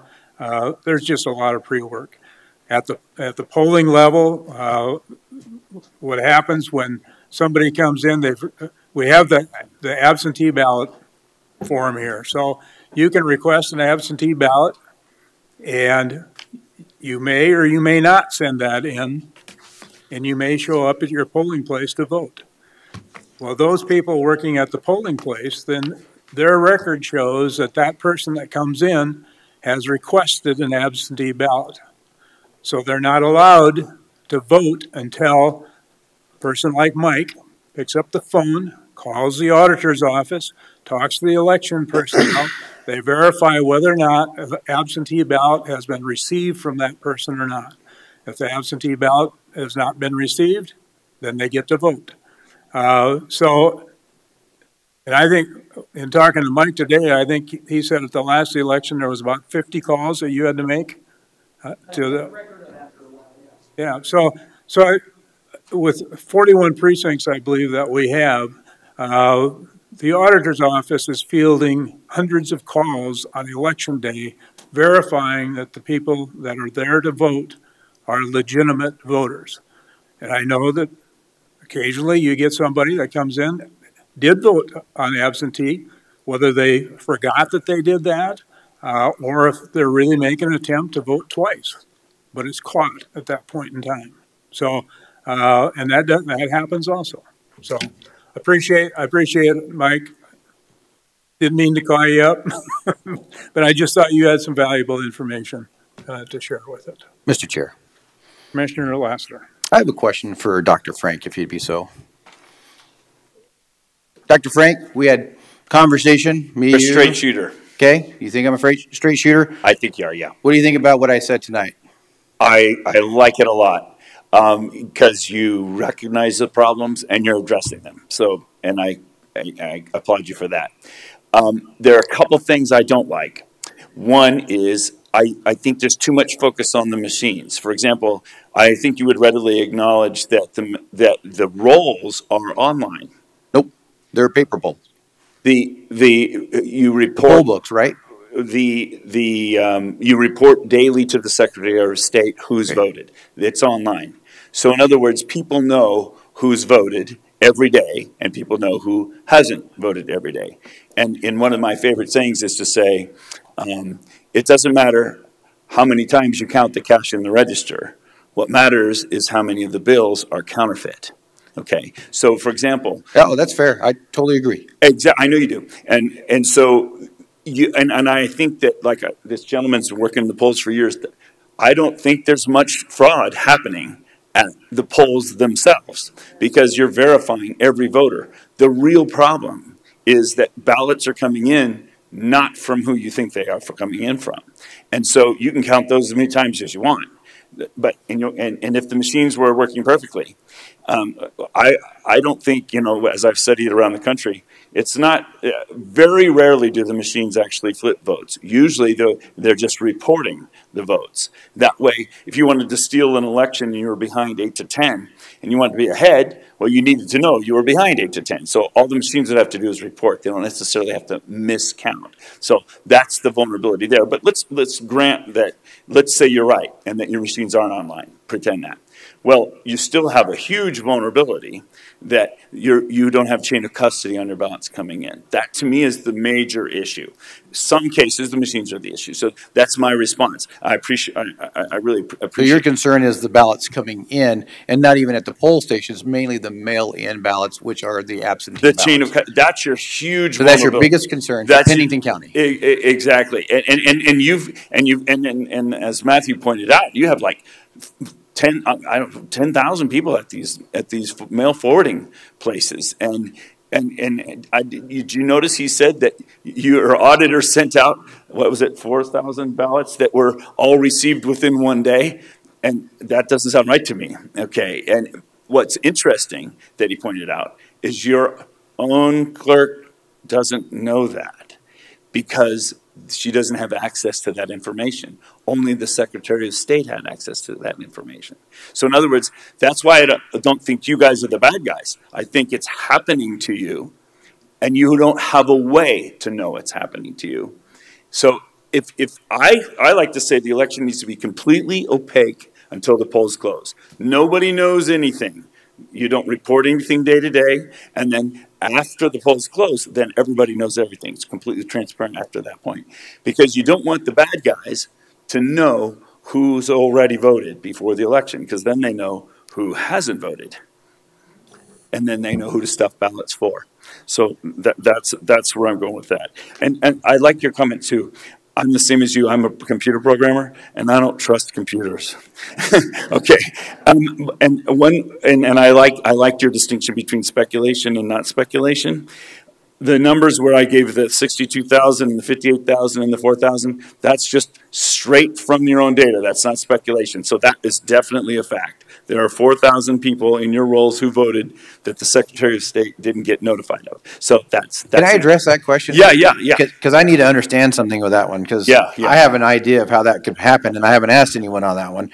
But when you canvass, do you canvass every single person that voted? And I ask that because some people vote, and then they move. They leave the state. So if there's a 4,000 person discrepancy, I'm going to sit there and say, okay, I'm not going to assume fraud right off, but the question is, did those 4,000 move? Is that why you have a discrepancy of 4,000 or whatever the number is? That's a great observation, but I'm actually talking about the opposite of that is what happened in your case. Well, I thought you showed 62 in other words, voted and 58 was what you canvassed. Your county reports 58,047 or something. It's close to that. It's in that neighborhood. Let's just say round numbers 58,000. And when you look at the Secretary of State website, it says 58,000. But when you download the rolls from the Secretary of State and you count up the people who are indicated as having voted, it's 4,319 more than that. So I read your slide because your slide said Secretary of State 62,000, and then the county canvas was 58,000. I'm just letting you know what I saw on the slide. Yeah, and I'm looking at that same slide too. So I agree with you. That is what it says. And I admit that this wasn't a technical document. That Secretary of State report that I'm talking about is the downloaded logs from the Secretary of State. They show 62,366 people recorded as having voted. Okay. But when you go to the Secretary of State actual page where it just gives you a total, it says 58,000. And I believe that agrees with you, in that vicinity, agrees with you locally too. So it begs the question, which of those 62,000 people listed in the rolls indicated as having voted, which ones weren't counted? Because you've only turned in 58,000. Does that make sense? Okay, so I think I better understand it now. Yeah. It's just basically a reconciliation issue, which is very alarming. And why would the rolls show more people voted, but the total, undervoting? No. That's not undervoting. That's ballots. It's not. That wasn't like counting who voted for president or something like that. That's what an undervote is. Chairman, Right? can I? Yeah. So Dr. Frank? Yes, sir. One clarification that Yeah. I'd like to make is that the information that you showed relative to the absentee ballots that went out, that you're saying showed they went out one day and came back the next day? That was, Matthew showed that. Okay, those numbers actually, I believe, were taken from the Secretary of State. Yes.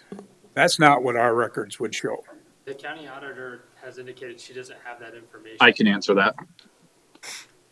That's Rick. That's my data. Okay. Address the chair. Yeah. Rick, address it to the chair. Mr. Chair? Yes. The data comes directly from the Secretary of State's office from one of the candidates in the 2020 election that was subscribing to the daily report.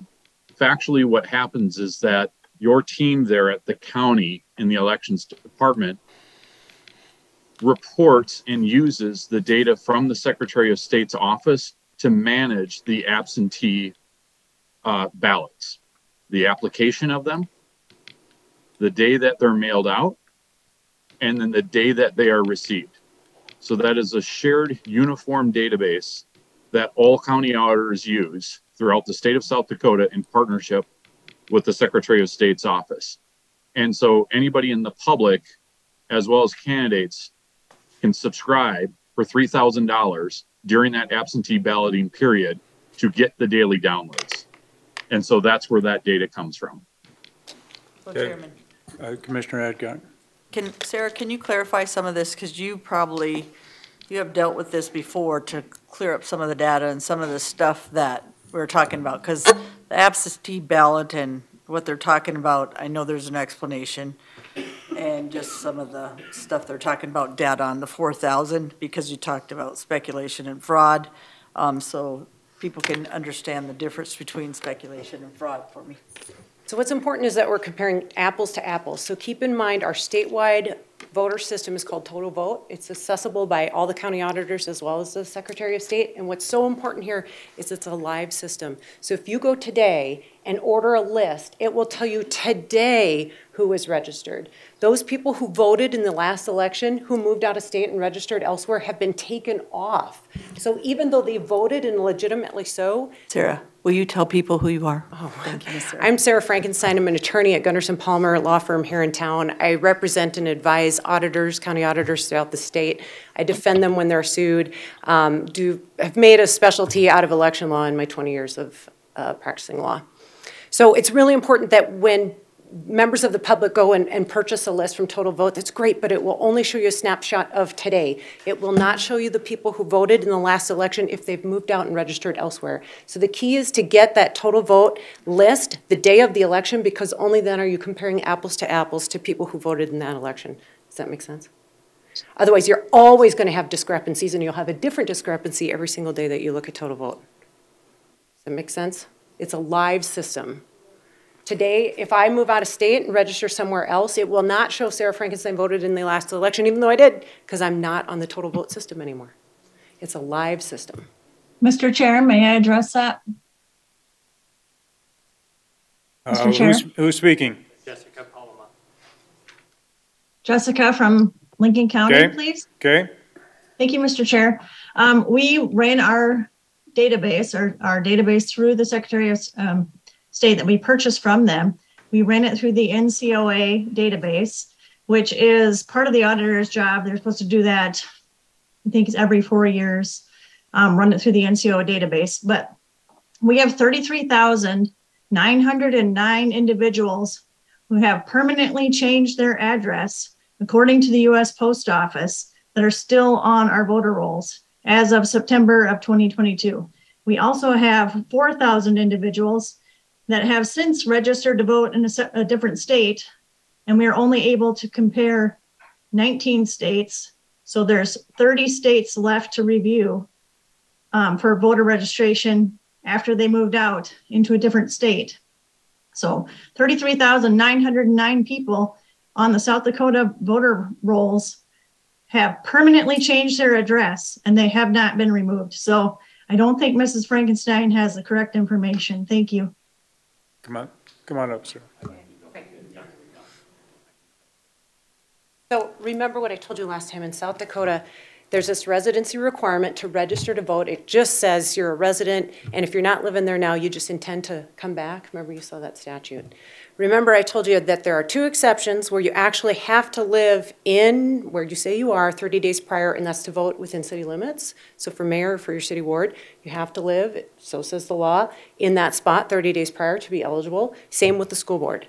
No such residency requirement for voting in county, state, or federal. Now, should there be? Sure, but you can't say it's illegal or it's fraud right now because it's not. It's not illegal. So also, remember I told you last time, you can move out of state and just forget or purposefully not re-register elsewhere and then cancel your registration back here. So when you vote back here, if you haven't canceled your registration, it counts and it legally counts. Now, it shouldn't. I mean, a lot of us would agree it shouldn't. But right now, the law says that it must. So I like these statistics. They're great statistics that show people are voting who no longer live here. Wonderful statistics to bring to your local legislator and say, would you please change the law? But not evidence of fraud because it's legal. Remember I talked to you last time about the only way to catch people who move out of state and are registered in 2 or more states is if the state's communication, if their systems talk. And I recommended that we join ERIC, remember all that? So that's the way that you can catch those people. Otherwise, you cannot catch them. And there's nothing illegal. So when Cindy and her people are counting up the votes, what's a major flaw in our laws is that we have one way to catch people who aren't actually residents. And it's the challenge system. I think I talked about this last time.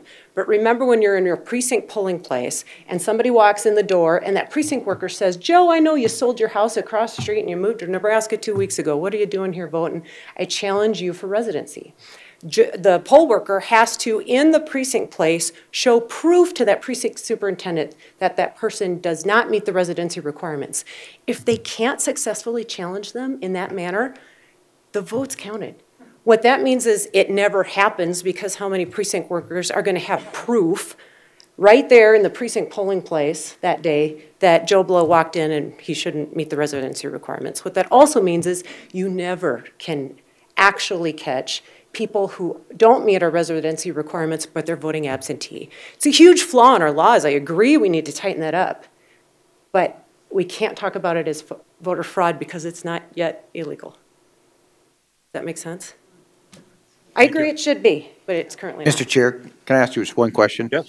Do you have any suggestions for what I've added on how we can maybe package that up and make it a lot better? You don't have to tell me now, but I'd like to talk, because if there's better wording in this to make it so that we can kick some people off the rolls or whatever is required to shore up those rolls, so we make sure we're getting clean rolls or clean to the best of our ability within the confines of the law, then I'd definitely want to hear what's a better option. I definitely liked everything I heard you read. You said in addition to 30 days prior to registration, I'd add 30 days prior to voting in county, state, and federal. We already have it for city and school board, but I would suggest that. Okay. Good. Thank you. Dr. Frank? Thanks. I'm noticing we have Frank and Frankenstein here. Yeah, a couple of doctors. I 100% agree. You're right. The roles are always, they're a living document. They're always changing. But I'm talking about something exactly the opposite that you are. It's true. If I vote today in your state and then I move away and you print the rolls will show one less vote because I'm taken out of the rolls. I'm talking about exactly the opposite. I'm talking about you have 4,000 more people in the rolls, listed in the rolls. It's exactly the opposite phenomenon that you're describing. You have 4,000 people listed in the rolls as having voted. 4,000 more than is reported as an official tally. It's exactly the opposite to what you're talking about. Do you understand what I just said? I understand what you said. I need to speak here on this point too. Okay. If I may, Mr. Chair. I know it's not usually like that. It's unusual. The other piece that's more important in an earlier slide. One second. I need to go in about 2 minutes. Okay, Commissioner Adcock. I have another meeting. Okay. Okay, in a couple minutes, so. Okay. I apologize. No. Mr. Weibel, go ahead. Thank you. And Dr. Frank is partially correct. But overall, in an earlier slide that we had presented, we actually show for the entire state, there are actually more voter registrations than certified, where it showed that they voted in the 2020 election. Now, it is also possible that people can move from other parts of the state that could inflate those rolls for a county if you look too late, because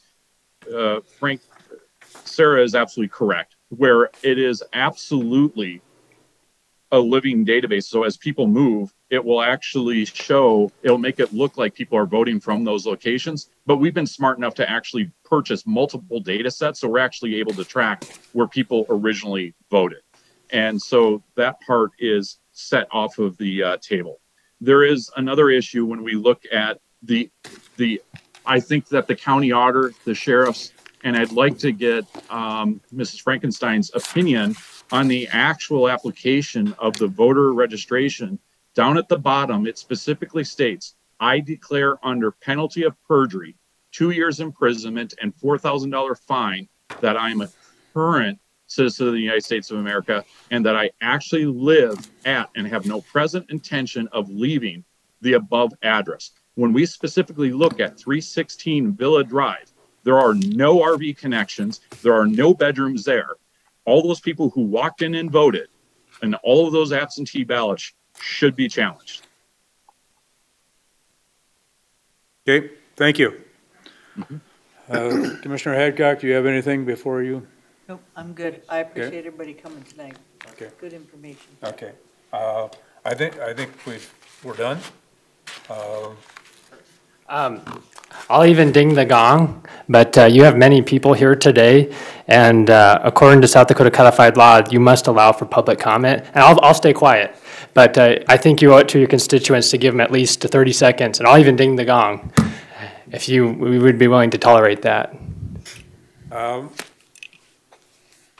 Part of it was that you presented. Yes, I did, but public comment from your constituents. It's a Class 2 misdemeanor. I'll call the sheriff. Yeah. No, I think we've received the information. I don't think anybody's interested in hearing redundancy.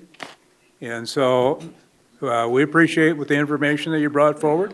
It's the law, sir. People that you brought. Mr. Chair. Mr. Chair, I'm calling the sheriff right now. That'd be my motion. I've got a motion to adjourn. Is there a second? Second. And a second. All in favor indicate by saying aye. Aye. Opposed? Motion carries. Thank you.